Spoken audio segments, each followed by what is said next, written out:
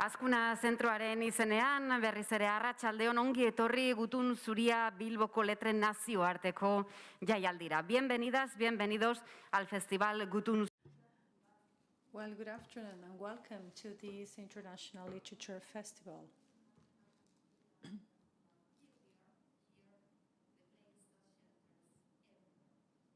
Here we are in the place that shelters everybody and everywhere.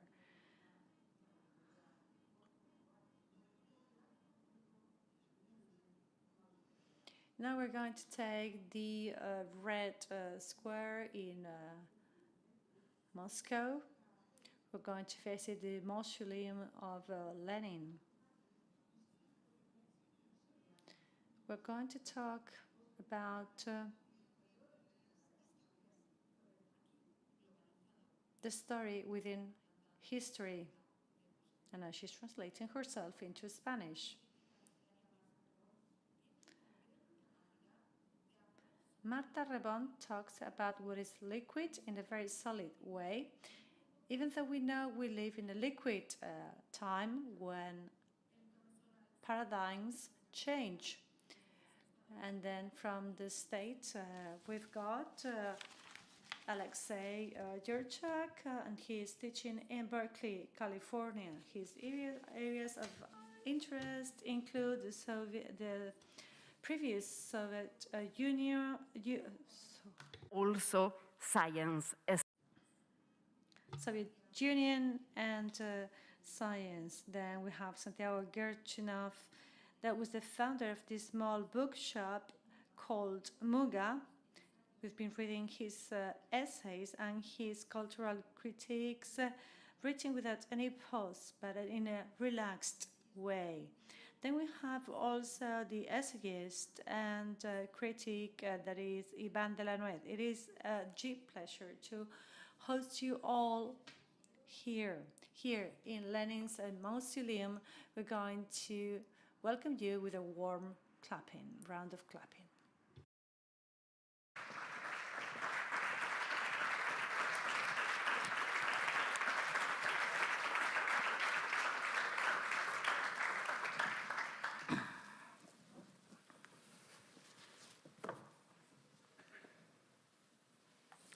Bueno, buenas tardes. Mira, es que muchas gracias por estar aquí con nosotros. Good afternoon. Thank you for being here with us. I'm really moved to have Alexei Yurchak with us, anthropologist that I admire deeply, and also to have Marta Rebón and Santiago Gerchunoff, colleagues very much admired.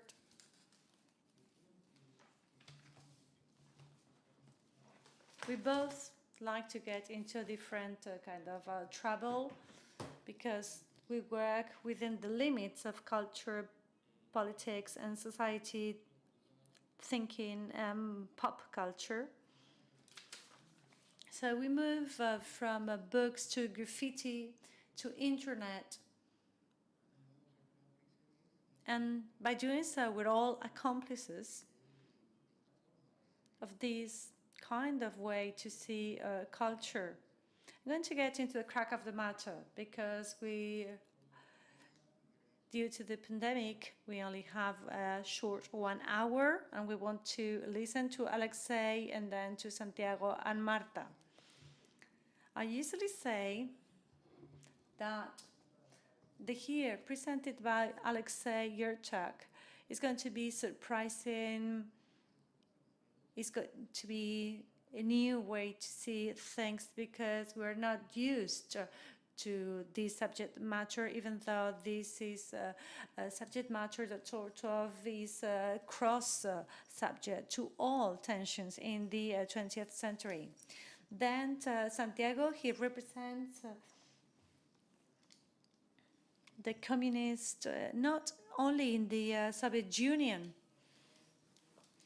And I feel identified with this generation because this way of thinking, where we also have Boris Gravy, the first Czech, and Boris Mikhail from another generation, well-known photographer. They have a certain approach to the collapse of the Soviet Union that is different to that of the rationale of the Cold War. So the critic does not end when the falling of the Berlin Wall or in the Havana's Malecon. The critic goes beyond all that.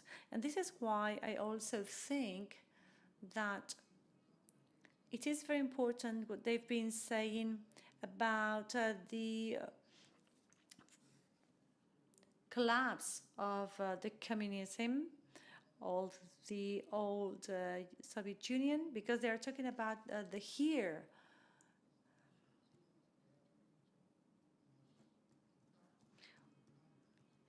So whatever I think Yurchak is going to mention is also something that resonates on us as Westerners, and about things that might happen to us later, about that victory in the relationship in between the market, that is something of the past of the Cold War.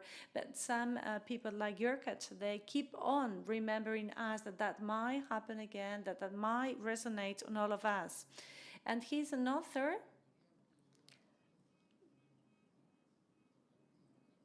that he was writing a book about the last Soviet Union's generation, and he found a term called the hypernormalization, and this is how he explained the falling of the Soviet Union, of the empire. So it seems there is like a tacit agreement in between authorities and society not to really face what was going on, and that was happening in a hyper-normalized way.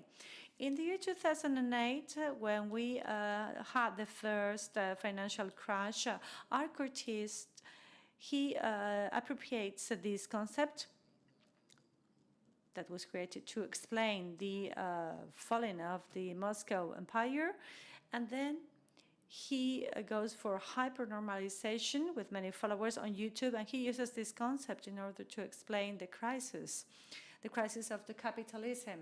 So we are in front of an author that has created this concept that somehow is explaining the crisis of these two very antagonist systems in the 20th century. And without any further ado, I'm going to give the floor to Yurchak, because he's going to say things that are much more interesting than the ones I am saying.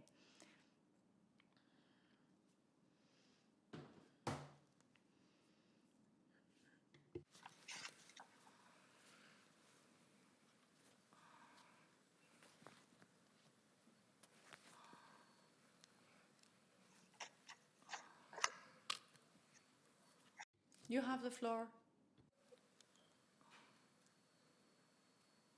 Alexei, you have the floor. Me? Okay. Thank you very much for the invitation. I'm very sorry I cannot be in person at the Gutum Zuria festival, but at least I don't have to wear a mask. So I'm calling from California, and thank you, Iván, for the introduction. You mentioned my previous book about the last Soviet generation. And I would like to talk today about the book which I'm writing now, and it's about the Soviet history through the prism of looking at it through the prism of the body of Lenin, the preservation of that body. And I would like to explain, to try to explain why the body was preserved and what it meant and what things happened to it. And this explanation, as Iván said, is a little different from how we usually hear about this body. So can I please ask to show my first slide? The first image.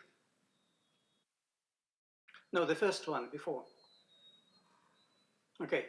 Okay, a few years ago, in a discussion in the Duma, the Russian parliament, about the fate of Lenin's body, that continues to be displayed in the mausoleum in Moscow, Vladimir Medinsky, Russia's previous Minister of Culture, argued that it was important to take Lenin's body out of the mausoleum. He justified this idea by saying, "Do not fool yourself with the illusions that what is lying in the mausoleum is Lenin. What is left there is only 10% of his original body," he said. A respected political journal, Vlast, that reported this story, decided ironically to check Medinsky's figure. The journal concluded that the minister got it wrong. What is lying in the mausoleum today, the journal argued, is not 10% of Lenin's body, but 23%. In fact, these humorous calculations point to a common misconception about the nature of Lenin's body preserved in the mausoleum. The authors of this and many similar texts assume that the authenticity of Lenin's body can be measured by calculating the percentage of its biological flesh. However, the scientists who have been preserving Lenin's body for the past 97 years evaluate its authenticity differently. What is important for them is not whether and how much of the original biological flesh constitutes the body, but whether the body's original physical form is preserved intact. This physical form includes the shape of the body, its volume and weight, but also its dynamic characteristics. For example, its overall integrity and softness, its elasticity, the elasticity of its skin, in other words, the flexibility of its joints, and so forth. Over the years, some of the original biological matter of Lenin's body has been slowly replaced with new artificial substances. But the form of this body has always remained the same. Paradoxically, we can say that Lenin's body has been continuously reconstructed as authentic, not by preserving its biomatter, but by replacing it.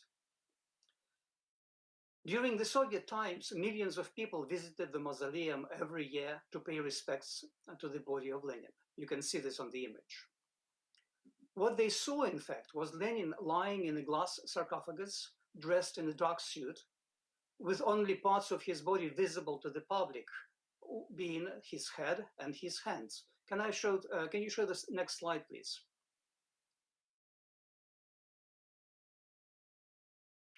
Next slide.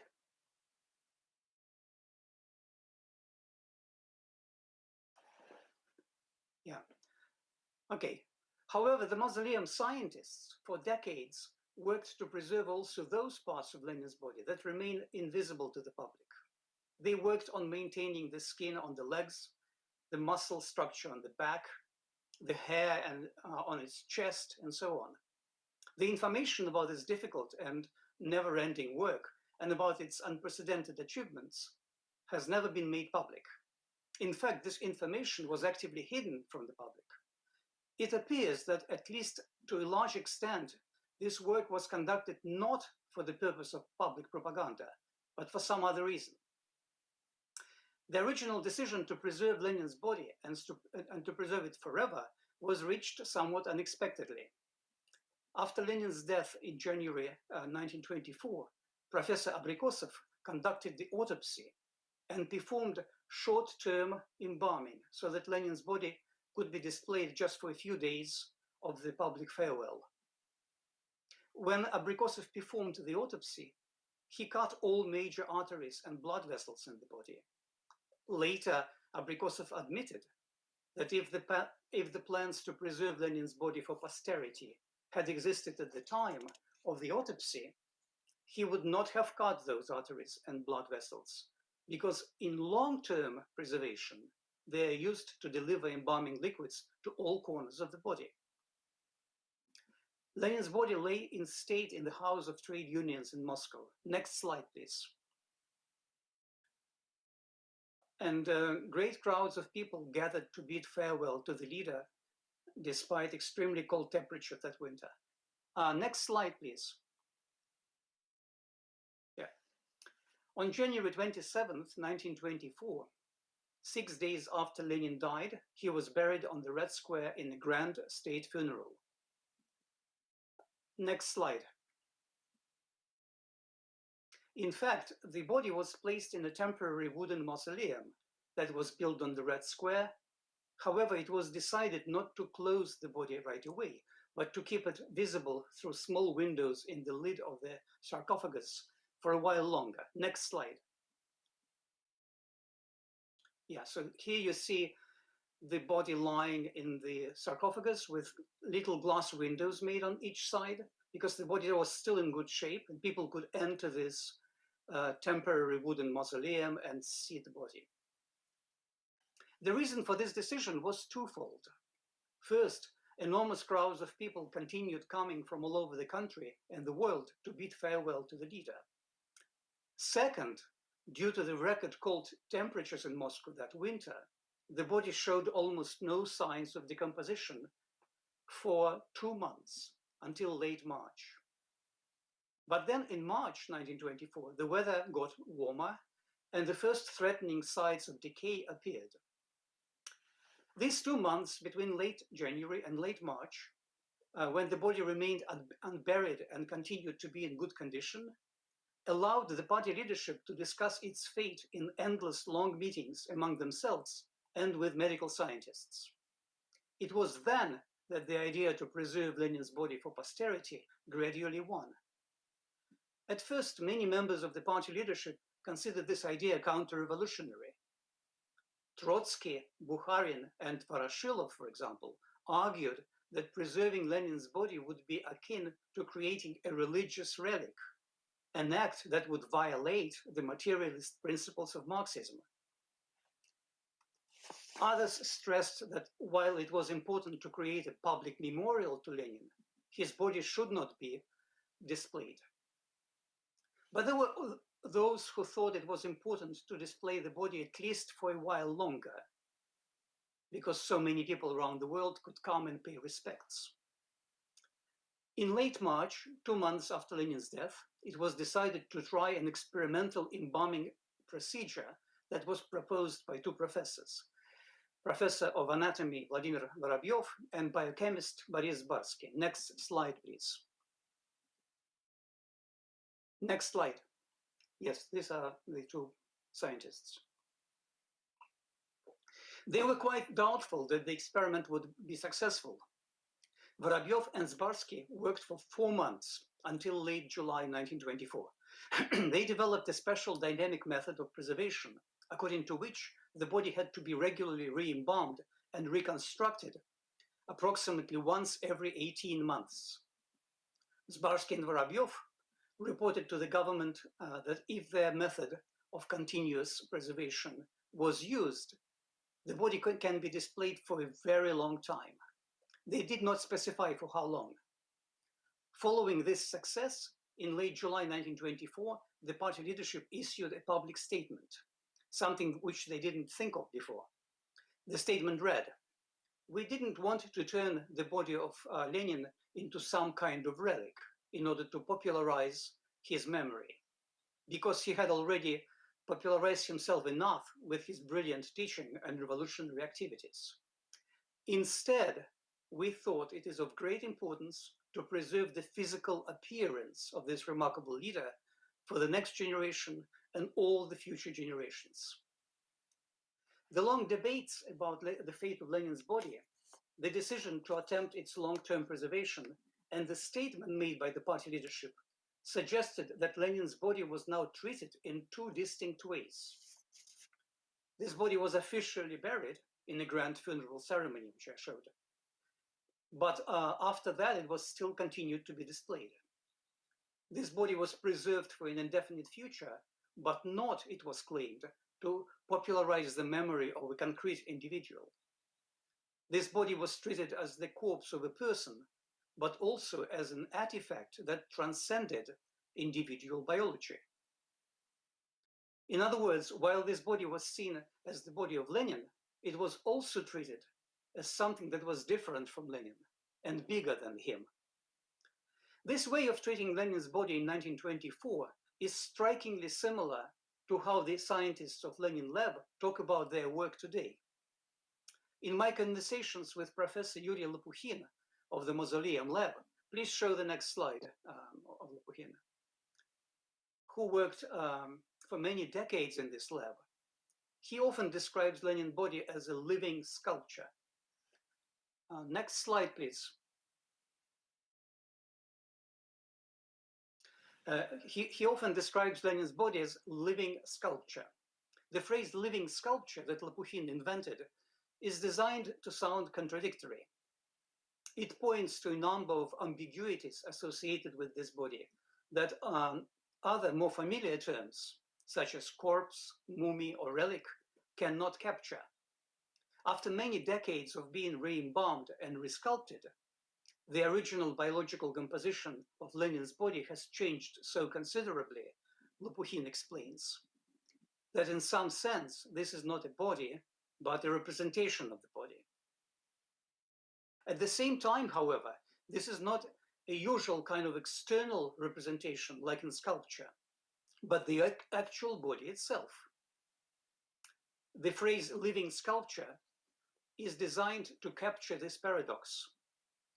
It refers to a body that both is and is not a representation, as if to say that this is a sculpture of the body that is made out of the body itself. Lopukhin also stresses that the term sculpture in the phrase living sculpture is not particularly accurate either, because sculpture usually suggests something stiff and hard, whereas Lenin's body is supple and flexible.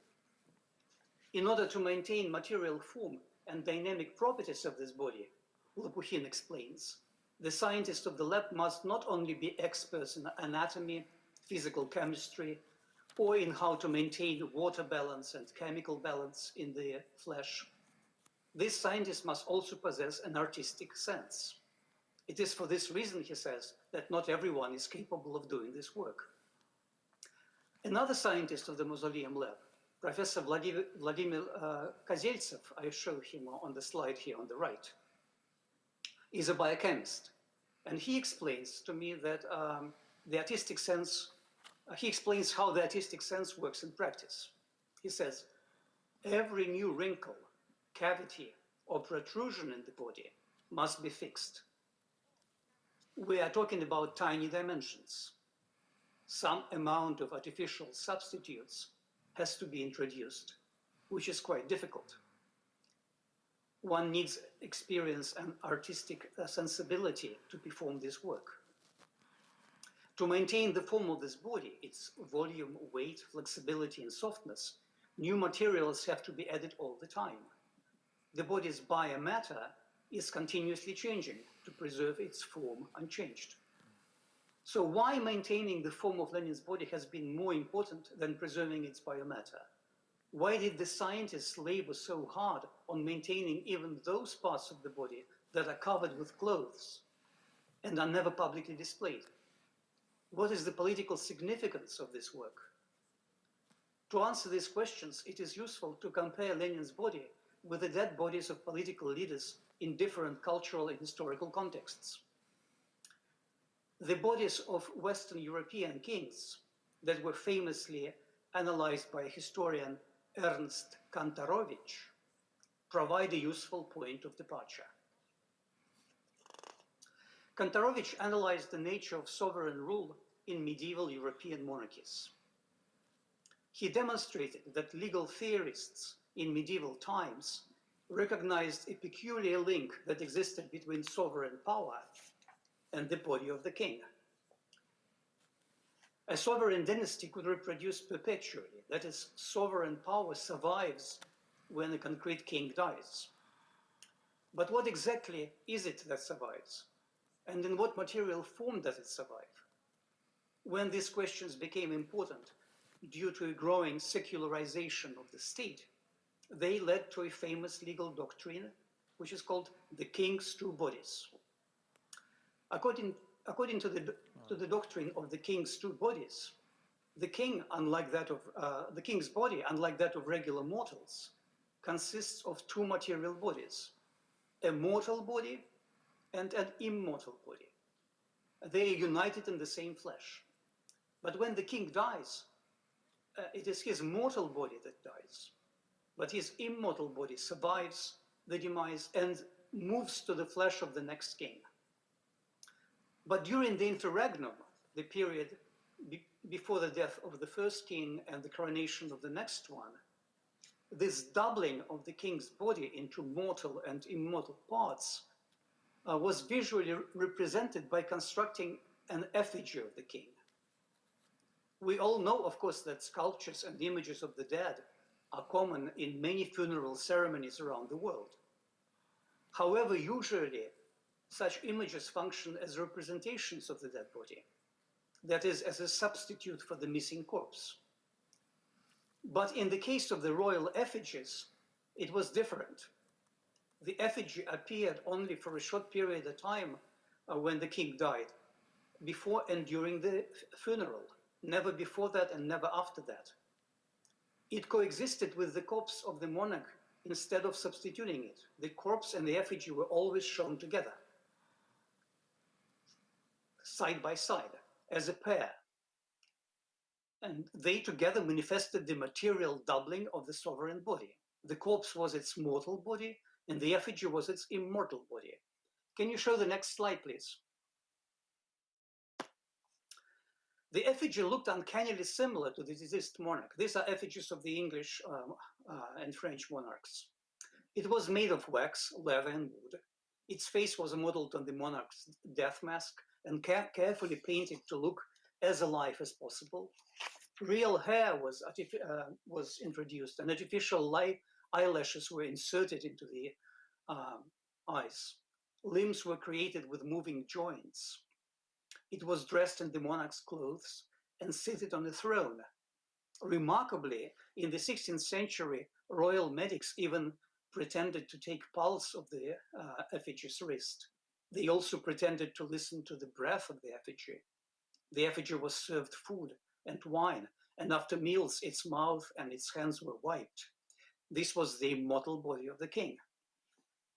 This living immortal body, after the coronation of the next king, was hidden, because now the immortal body reunited with the flesh of the next king. So comparing the preserved body of Lenin to that of the sovereign monarch sheds new light on what political role that preserved body played in the communist state during the Soviet times. Lenin's body was the body of the sovereign founder of the communist polity and the whole communist project. Like with medieval kings, it was internally doubled into mortal body and immortal body. The phrase living sculpture that Professor Lopukhin uses to refer to this body, in fact, captures this internal doubling quite precisely. It refers to the body as a combination of a living body and a sculpture, or a mortal body and immortal body, or we can say a corpse and an effigy. We may say that at the level of biological matter, Lenin's body is mortal. It is a corpse whose biological remains slowly decay and have to be gradually substituted with new artificial materials. But at the level of form, Lenin's body is maintained to remain immortal and perpetual. It is constantly re-embalmed, reconstructed to remain identical. Once every 1.5 years, Lenin's body has been subjected to big procedures that last 2 months. The body is submerged in baths with different embalming solutions. Can you show the next slide, please? Yeah, okay. Hundreds of microphotographs of its surfaces are taken and compared with the photographs taken during the procedures in the previous period. Artificial substances are injected to reconstruct the landscape of the body's skin and the pressure of its surfaces. Plastics and other materials are injected and applied to reconstitute the original volume of the body, the flexibility of the joints, the color, weight, and so forth. This elaborate work has led to the emergence of unique biochemical science, with its own discoveries and inventions, instruments and procedures, scientific knowledge and expertise. Some achievements of that science have entered into regular medical practice, even into global medical practice. For example, an important requirement of this work is that when the composition of the skin layers in the body is tested, no new cuts and punctures of the skin can be made. The skin has to be preserved intact. To satisfy this requirement, the lab scientists developed a non-invasive method for testing the skin.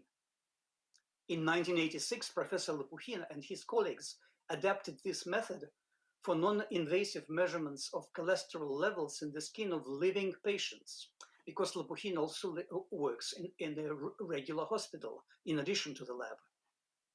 The method is known as 3-drop test. It involves putting a drop of a liquid agent on the surface of the palm of a living patient. That drop enters into reaction with underlying skin of the underlying cholesterol in the skin. This color of the drop changes and it can be measured quite accurately. About 11% of the human body's cholesterol is contained in our skin, which is why this test is a very good predictor for the overall cholesterol level in the body. And because this test is non-invasive, one can conduct it at home without needing to have any medical personnel nearby. So in 1992, Yuri Lopukhin and his colleagues described this non-invasive cholesterol test in an English language publication, and they received an international patent for it.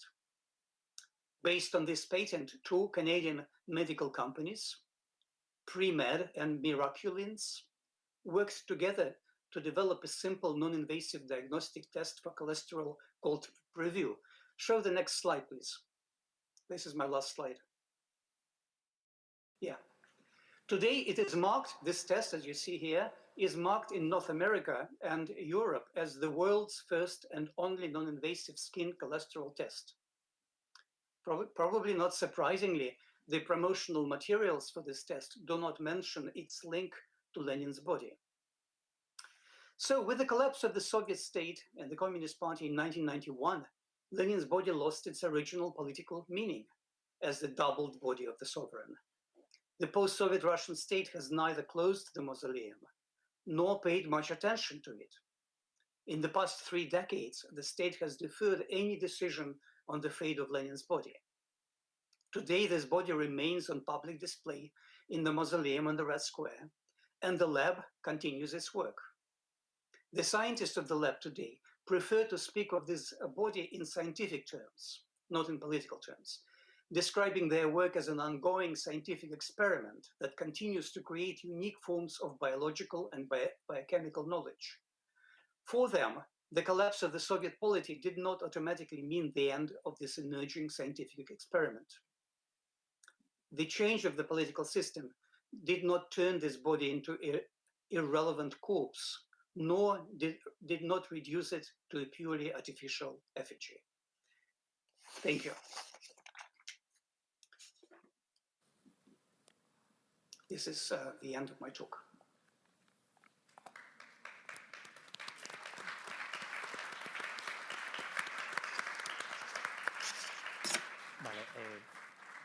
I cannot hear anything.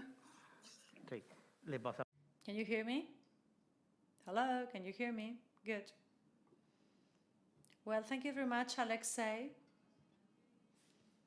Very, very interesting. I know you've been preparing your new book for years.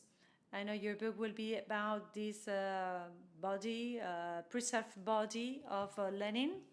So I was a student of these kind of languages, and whenever I would walk by the mausoleum and I would see the long lines, to me it was curious because there were both locals, and many of them were showing flowers or badges. And then around this mausoleum, also there was some kind of tourism that was created that I don't know if you're not very much familiar to Russian history. Maybe it sort of raises some curiosity. I've learned a lot with this talk and also with some of your articles on the matter. And I very much like what you've been explaining about Leninism, about how it is imposed as a doctrine during the last 2 years of the life of Lenin, when he's already sick and when he's more and more sort of away from the central system in Corky, when he was little by little silenced, when his political voice is kind of removed from him to rather implement Leninism. So this doctrine was getting ready while he was still alive somehow. Can you further dwell on this idea? Yeah. Sí. Yes. Yeah. Yes, thank you for the question. You're absolutely right. When I talk about this doubling of Lenin, in this talk I was talking about the doubling of the body, but I think you can talk about the doubling of Lenin more broadly into Lenin, the actual person, and the voice of Lenin as the voice of Leninism. And those were not necessarily the same. Lenin's ideas and Leninism, which was created after his death, were not always identical. Even though they were not completely different, they were not identical. And in different periods of Soviet history, Leninism deviated from Lenin more or less. In the period of Stalin, it was quite different from what Lenin said. And many of Lenin's texts were not published. Many of them were edited. Some texts which were not Lenin's were attributed to him. So I write about this in the book. The book is not out yet, but I'm working on it. So I'm writing about the texts of Lenin as also being doubled. The whole body of Leninism, not only the physical body at the mausoleum, was also doubled. At the same time, if we return to your first statement about these long lines in the mausoleum, Lenin, of course, represented something very important for a lot of people who were invested in the ideals and promises of the revolution. It wasn't simply a propaganda symbol for the brainwashed country, as many political scientists like to write. It was a real person with real ideas, and the revolution was very important. And in fact, it continued to be important until the very last years of the Soviet Union.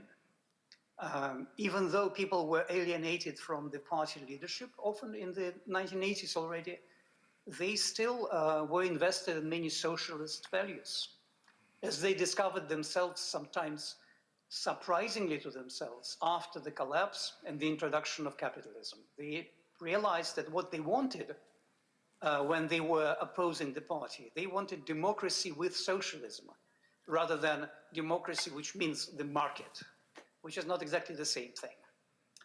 So it is for that reason that today, among the young people in Russia, among the left in Russia, there is a new interest in Lenin's writings, or in general in the socialist ideas.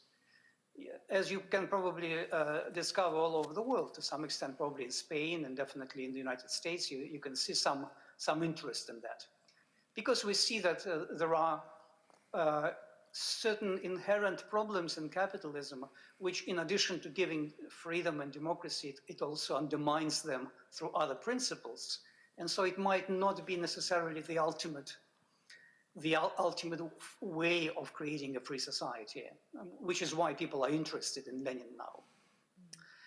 But my task is not to be a defender of Lenin or an accuser of Lenin. I was just wanting to show how in the Soviet history this idea of Lenin was created and how it was constructed as not quite Lenin, and at the same time was never completely disconnected from him, right? And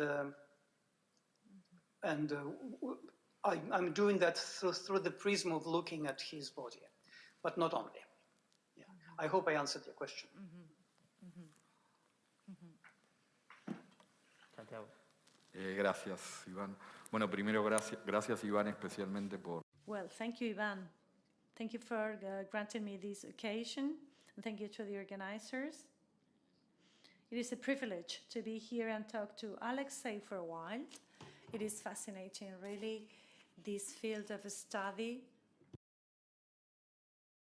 that he opens up for us. I know there are more people talking about this subject matter, but I think he is the one for this subject matter. Alexei, I've got a question for you. How about the relationship in between this embalming and religion? What is the relationship in between this embalming process and religion?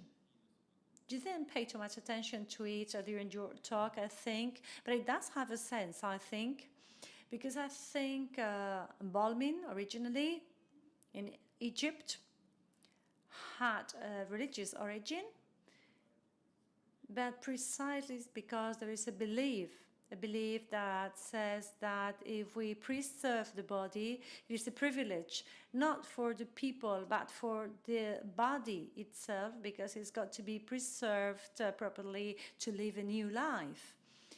So I think your talk, it's very interesting because you sort of leave aside religion, and in the case of Lenin, this has not been done for any sort of religious reason, but rather political. So it is interesting how in your own narration you somehow, those that decide to embalm this body feel kind of forced to do so because people are really interested after the burial. People keep on going to watch the body.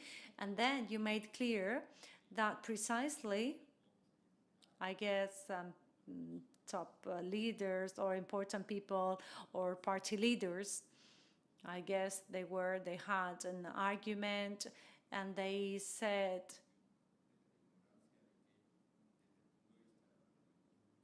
from a historical dialectic materialism, how can we defend this question that is purely superstitious? But this critical approach, according to what you said, led to nowhere, because the reality itself led them to realize that it was much more important to preserve Lenin's vitality and its life from a political point of view, because I think the sense of preserving Lenin, if I understood you right, and as you said, ironically, in the beginning, it doesn't matter whether it is a 10% or a 20% that is really left of the authentic Lenin.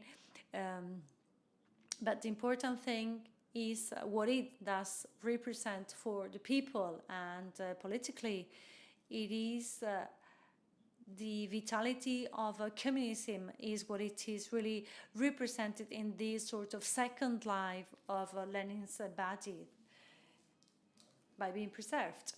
But my question is the following. I cannot prevent myself from a feeling or thinking that this is a very religious thing too, because this is like adoring a corpse. So do you think that, as we usually bluntly say, do you think part of this Russian people religiosity, this religiosity, sorry, goes beyond the Soviet regime and had something to do with the fact that this question of adoring Lenin's body and upkeeping the mausoleum was so important? This is why I would like you to tell me whether, because I don't know very much this subject matter, but how much, to what degree do you think the Soviet regime was able to transform the Russian people in its previous religiosity? And what was the approach, the stand of the Orthodox Church in the light of this adoration of Lenin's body?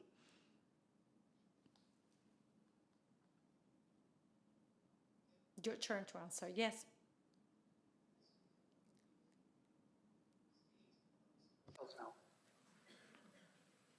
No escucho nada. I would like to. Yeah, thank you for the question.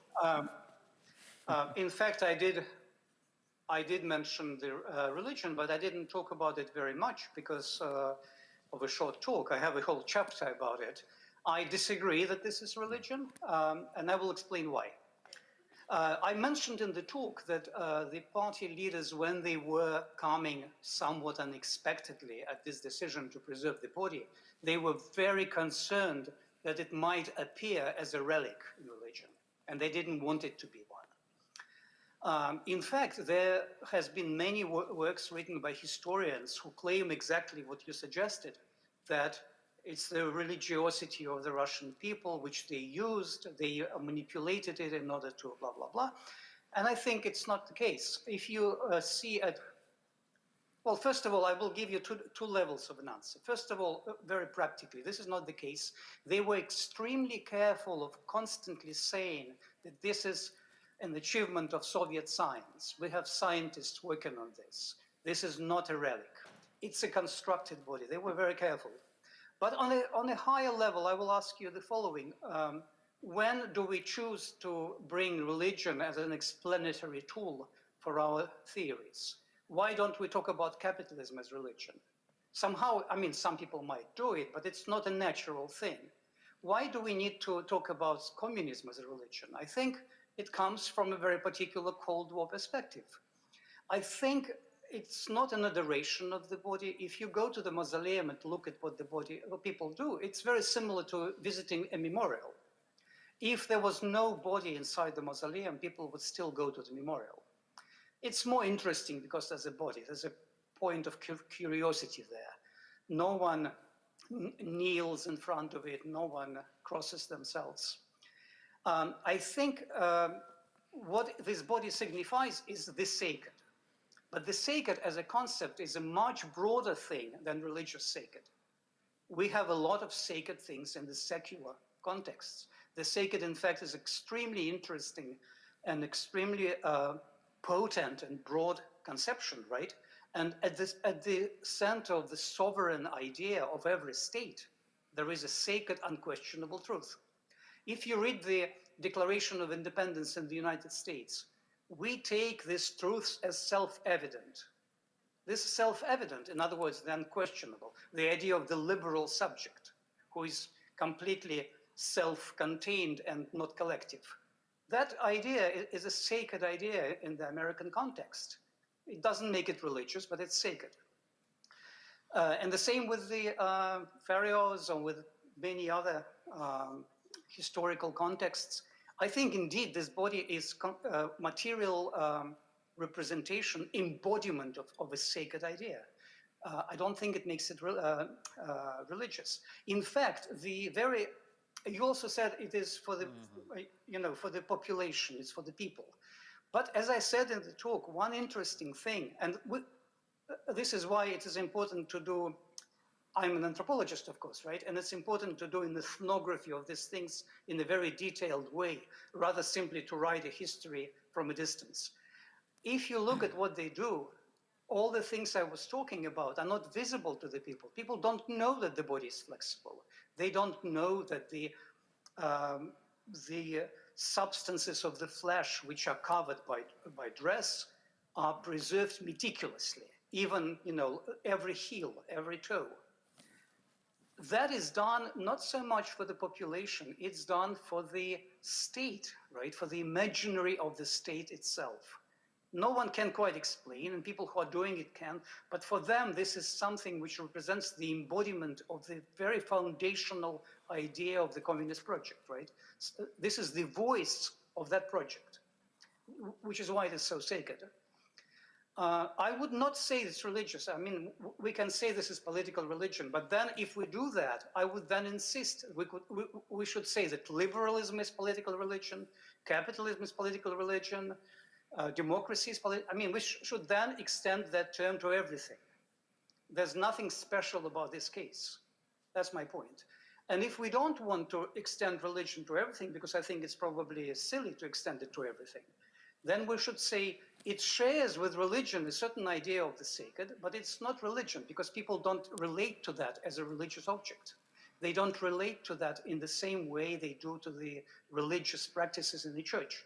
And the Orthodox Church was always against preserving this body. I hope I answered this question. If I talk passionately, it's only because this is the question which I have to answer all the time. And I'm pretty confident that part of the reason we ask this question, I myself ask this question, is because we relate to communism and to Leninism in a way which is different from our relationship to other political systems. And I think it shouldn't be that way. Anyway, I hope I answered the question. Sí, una cosa digo nada más. I only wanted to add one thing. Are you listening to me? Yes? Good. Yes, this is what I was meaning. I wanted to underline the fact that in this approach, what is really interesting is that it does not need this answer that is a religious thing. No, that is what I was trying to remark, to underline. According to what you say, I mean, it is, or how you say it, of course, we see it's got a political meaning and a political aim. So when I said it is for the people, it is not just to satisfy the people, but this is rather a state issue. And this is especially interesting in your presentation. That's what I was trying to underline and make clear. Well, we're running out of time.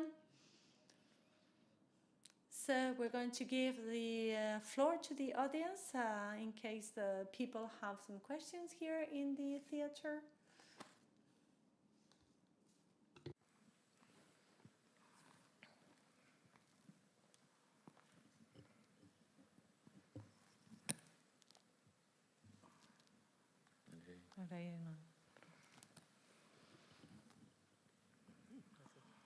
Olá, se pode perguntar em inglês?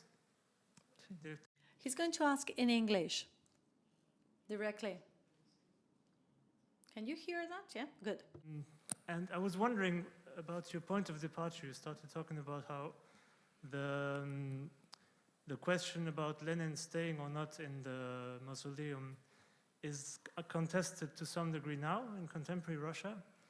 And I'm wondering what's your take on why he is still there after all these 30 years? Is it just a matter of inertia? Is it a matter of the state being the following state, like considering itself as the follow-up to the Soviet Union? Is it some kind of, I don't know, fear of changing things? Yeah, what's your idea about that? Thank you very much. Can you hear me? Yeah. Yeah. Can you? Yes, we do. Yes, we do. Go.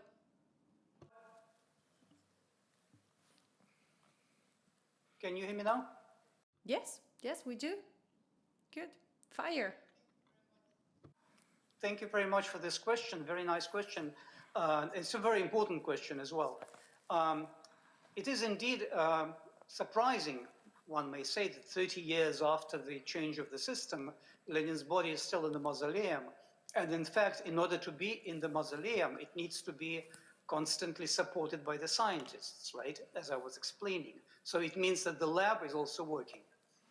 The lab is much smaller now, and it is indeed very important that the current state does not think of itself as the kind of continua of the Soviet project.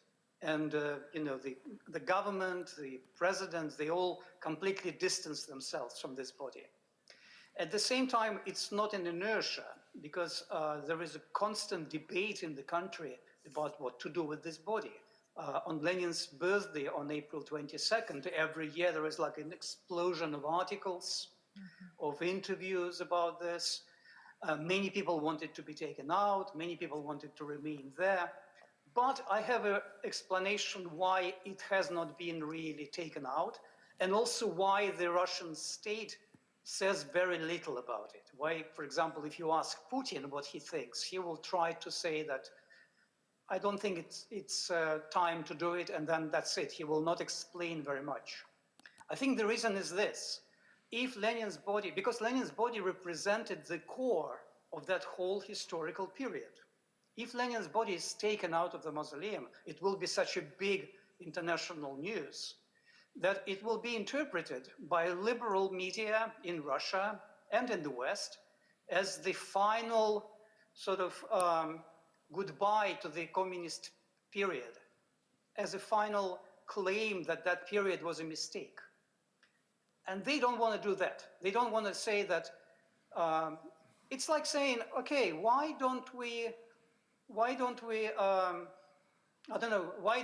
the British change their national anthem? Why do they still sing God Save the Queen, even though there's no empire anymore?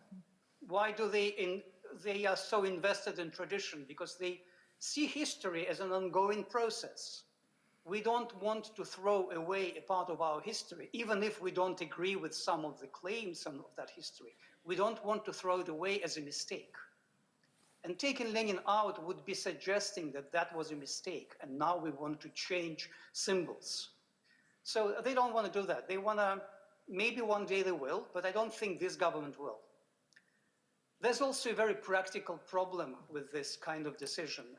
Lenin's mausoleum is part of a big necropolis with hundreds of tombs behind the mausoleum, and also in the Kremlin wall there are cremated urns of different heroes, of composers, politicians, cosmonauts, people who died in the war, generals.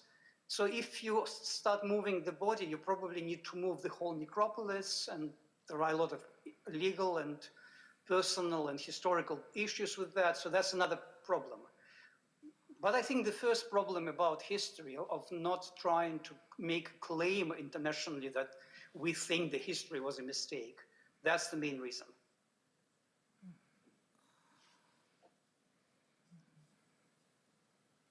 Can I also say something in addition to this? Yeah.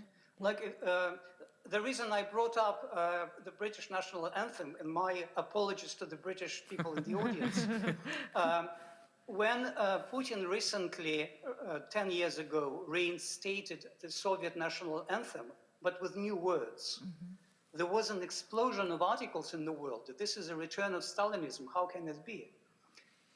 And he was saying, and I'm not a supporter of Putin in any form or shape, believe me, but I was wondering then, okay, they returned an anthem of the country which doesn't stand for Stalinism, it also stands for good values of the revolution and many, good values of the socialist promise which existed as well as Stalinism. Stalinism was a betrayal of those issues. So you can think of the anthem as standing for that history. And if you say that the Soviet national anthem has to be thrown away because it's too much associated with the crime of Stalinism, then my question would be, why not the British national anthem should be thrown away? It's associated with bloody colonialism all over the world. And somehow those parallels are never drawn. And so my question is why they're never drawn. So I think it is a resistance to this kind of thinking which definitely exists in the world about communism, which is why they are not touching Lenin's body. They just want it to be forgotten, but to be there.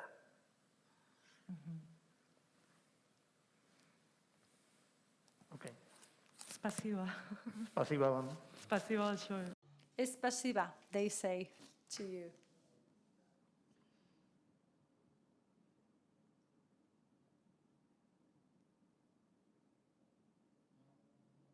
Well, there are no further questions. Or yes, there is? Yes, one last question.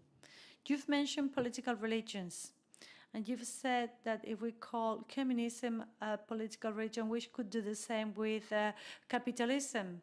And in a book by John Gray, he makes a difference in between communism, fascism, and also includes the American conservatism with George Bush. And he calls them political religions because they're utopian and they take history as a move towards a certain point or a certain target.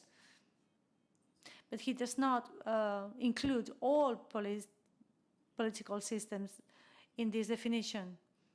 So do you think this is right, or would you put them all in the same bag? Would you consider all of these movements as a political religion?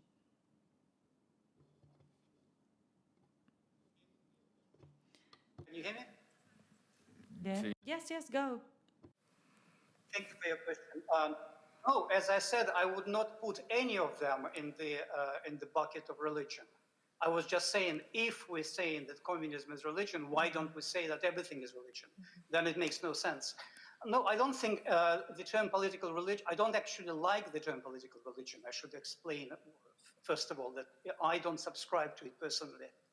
I think this kind of theorization that communism, fascism, and something else, utopias, religious, works with a very impoverished understanding of religion. All right, that somehow there are these brainwashed populations which believe in something unrealizable, and therefore it is religion. Whereas we rational people who don't believe in something unrealizable because we are civilized and rational, we are not working towards something which can never be achieved. I think we all work, humans are very utopian beasts, and human society is a utopian organization. Whatever we do, there's a certain utopia which can never be really quite realized. I mean, how many Americans are completely impoverished today, and yet they totally believe in their system. They believe in this idea of the freedom. Although in practice, what does it mean? You know, for many people, it's very hard to explain. So utopia is part of every society, but I don't think it is worth reducing that to the term political religion, because it doesn't really explain anything.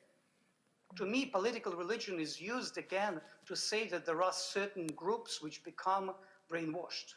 And that is very problematic in my opinion. It's not a historical analysis, it's an analysis which is purely political. It doesn't want to distinguish very much. And it's always written from the position of someone who himself is not under political religion, who is looking from outside and is rational, which is problematic in my opinion, ethically problematic, but also intellectually. So I would not say that communism was a political religion, and I would not say that capitalism is political religion, but I would say, yes, utopia is part of history, and that's just the way it is. I hope I answered.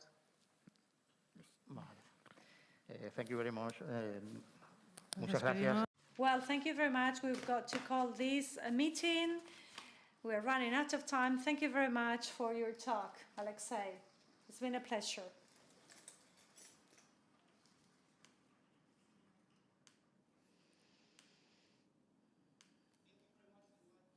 Thank you. Thank you. Thank you very much. Gracias a los cuatro por la charla. No, si estamos fuera de tiempo... Estamos fuera de tiempo. En el bar. No, si estamos fuera de tiempo. Ya está, ¿o qué? Ya está, ya está. Está. Vale, lo Gracias. Muchas gracias. siento. Vale. До свидания. Muchas gracias. We're done. You can leave. Thank you. No, it's been okay. Thank you. Ondoren, egileak liburuak sinatzen arituko dira liburu dendazen, Azkuna zentroko liburu dendan. Irteera modu seguru eta ordenatuan egiteko, egon zeuen eserlekuetan, eta bete itzazue aretoko langileen jarraibideak, amaierako lerroetatik hasi eta segurtasun distantzia utziz. Eskerrik asko. Muchas gracias. Esperamos que hayan disfrutado del encuentro. A continuación, los y las autoras estarán firmando libros en la zona de Liburu Dendaz, la librería de Azkuna Zentroa. Para llevar a cabo una salida segura y ordenada, les rogamos que permanezcan en sus asientos y les invitamos a seguir las instrucciones.